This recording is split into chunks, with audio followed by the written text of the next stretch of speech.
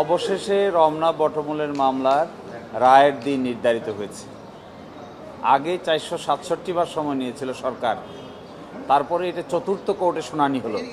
শুনানি শেষে আজকে আদেশের জন্য ছিল, আজকে 8ই মে রায় ঘোষণার দিন নির্ধারণ করা হয়েছে।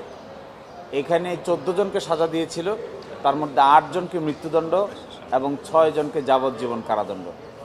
আমরা আশা করব অতীতে এই মামলা শুনানির সময় আমরা যেটা দেখেছি, শেষ পর্যন্ত এসে সকলেই একমত হতো যে এই মামলায় কোনো সাক্ষ্য প্রমাণ নেই, সাজা দিতে হবে, তাই সাজা দেওয়া হয়েছে। ফলে আমরা আশা করব যে আগামী 8 তারিখে মাননীয় হাইকোর্ট বিভাগ রায়ের জন্য নির্ধারণ করেছেন।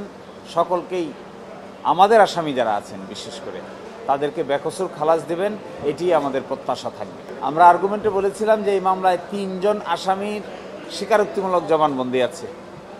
এই 3 জন আসামির স্বীকারোক্তিমূলক জবানবন্দির ভিত্তিতেই মূলত এখানে ফাঁসি দেওয়া হয়েছে 8 জনকে, আর 6 জনকে যাবজ্জীবন সাজা দেওয়া হয়েছে।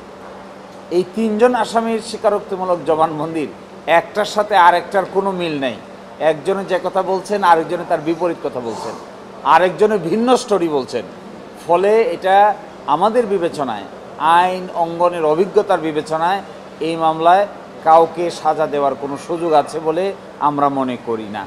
এখানে সার্কামস্টেন্সিয়াল এভিডেন্স, অর্থাৎ পারিপার্শ্বিক কিছু এভিডেন্স নিয়ে আসার চেষ্টা করা হয়েছিল।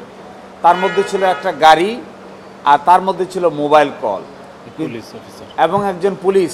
ওই পুলিশকেও তদন্তকারী কর্মকর্তা খুঁজে পায় নাই, গাড়িও খুঁজে পায় নাই এবং মোবাইলও খুঁজে পায় নাই। ফলে কাকে কিভাবে কি উদ্দেশ্যে সাজা দিয়েছে নিম্ন আদালত, এইটা তিনিই ভালো জানেন আর আল্লাহই ভালো জানেন।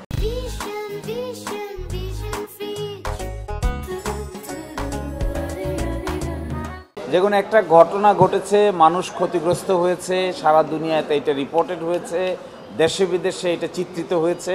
পয়লা বৈশাখের সকালবেলায় ঘটনা ঘটেছে, এইটার জন্য আমরা অবশ্যই বেদনা বিদুর এবং আমরা সিম্পেথাইজড।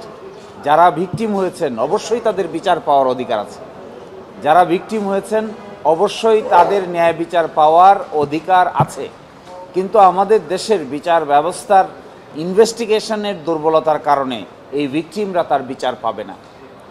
অ্যাট দ্য সেম টাইম, একটা ঘটনা ঘটেছে তাই বলে যাকে ইচ্ছা তাকেই তো আর ফাঁসি দিয়ে যাওয়া যাবে না। ঘটনা ঘটেছে সত্যি, মৃত্যুবরণ করেছে সত্যি, তাদেরও দুঃখ আছে, কিন্তু যাদেরকে ফাঁসির সেলে রাখা হয়েছে তাদেরও তো দুঃখ আছে।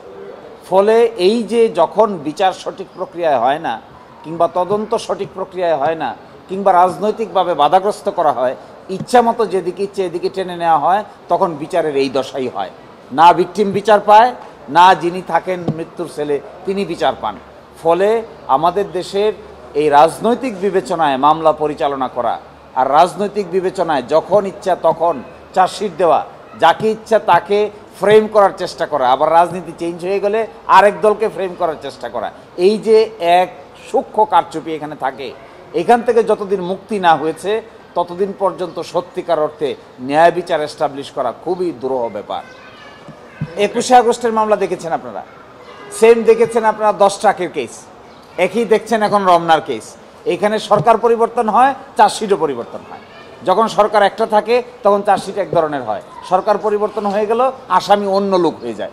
এই যে এক হাস্যকর ইনভেস্টিগেশন, রমনা বটমূলের ক্ষেত্রেও একই ধরনের হাস্যকর ইনভেস্টিগেশন হয়েছে। এর জন্য মূলত দায়ী সরকার তৎকালীন, এবং এর জন্য মূলত দায়ী পরবর্তীতে যারা এটিকে সঠিকভাবে করতে দেয় নাই, বরং ইনভেস্টিগেটিং অফিসার দক্ষতার অভাবে যাকে ইচ্ছা তাকে ফ্রেম করার চেষ্টা করেছে। ফলে আমরা খুবই দুঃখিত যারা ভিকটিম হয়েছে তাদের জন্য, আবার তাদের জন্যও আমাদের দুঃখবোধ যারা নাকি ফাঁসির সেলে বন্দী আছে। আশা করি 8ই মে সকলেই ন্যায় বিচার না পেলেও অন্তত ফাঁসির কাস্টে যারা ঝুলে আছেন তারা অন্তত মুক্তি পাবে।